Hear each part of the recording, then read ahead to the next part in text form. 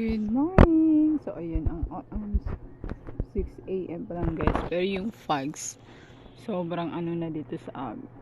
Super lamig. Parang siyang nasa Baguio. Alam nyo ba, yung tubig kagabi. Ano pa lang yun? Alas 9.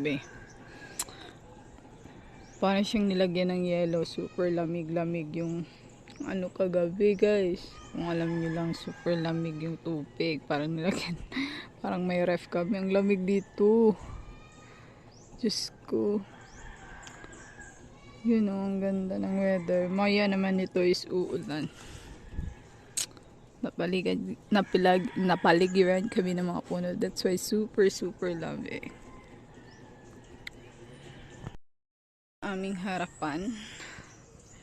Yun, ito ang aming harapan. Sabi ko nga kanina, kapag punta ka ng city, super ang init. Pero dito sa amin, ang lamig. So, parang feels, paano na kaya dun sa ibabaw? Punta ka ng Mount agad-agad. Ay, may pangako sa'yo. Super lamig. Malapit lang kasi dito yung sa amin yung parang tourist spot na pangako sa'yo. Ang puti kasi umuulan. Every day umuulan. Every hapon o gabi. Yan. Mamaya mag-ano ako ng basura. Iyan natin. Ipausok. So yan ang aming umaga.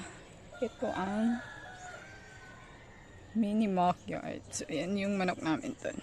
Maya ipalabas yung aso. So, ayan guys. Ang sarap ng tuyo. Good morning everyone. So yan, mag-ingat kayo lagi kasi may ulan.